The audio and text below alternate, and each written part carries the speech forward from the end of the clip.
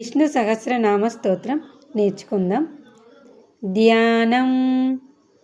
క్షీరోదన్వత్ ప్రదేశే శుచిమణి విలసత్ సైకతే మౌక్తికానాం. క్షీరోదన్వత్ ప్రదేశే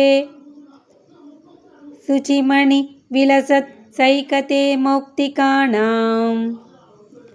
మాలా క్లుప్తాసనస్తస్ స్ఫటికమణి మాలా క్లుప్తాసనస్తస్ స్ఫటికమణి నిభైర్ మౌక్తికైర్ మండితాంగః. మాలా క్లుప్తాసనస్తస్ స్ఫటికమణి నిభైర్ మౌక్తికైర్ మండితాంగః. క్షీరోదన్వత్ ప్రదేశే శుచిమణి విలసత్ సైకతే మౌక్తికానాం. మాలా క్లుప్తాసనస్తస్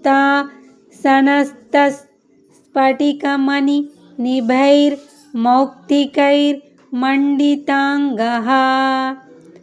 శుభ్రైరభ్రైరదభ్రైరుపరి విరచితైర్ ముక్త పీయూషవర్షైః.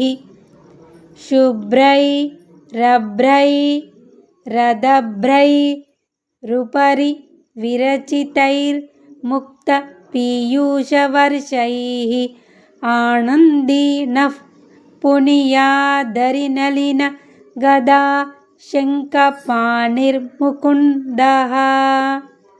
ఆనందీనః పునీయాదరినలిన గదా శంఖపాణిర్ముకుందః. శుభ్రైరభ్రైరదభ్రైరుపరి విరచితైర్ ముక్త పీయూషవర్షైః. ఆనందీనః పునీయాదరినలిన గదా శంఖపాణిర్ముకుందః. ముకుందః. పదాలు ఎలా పలుకుతున్నానో గమనించి ఆ విధంగా పలకండి. మనము వ్యాకరణంతో నేర్చుకుంటున్నాం కదా, మనకు ఏ విధంగా బ్రాకెట్లలో ఉందో అది మనం స్పష్టంగా పలకాలి.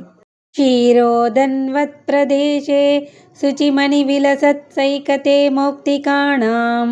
మాలా క్లుప్తాసనస్తస్ స్ఫటికమణి నిభైర్మౌక్తికైర్మండితాంగః.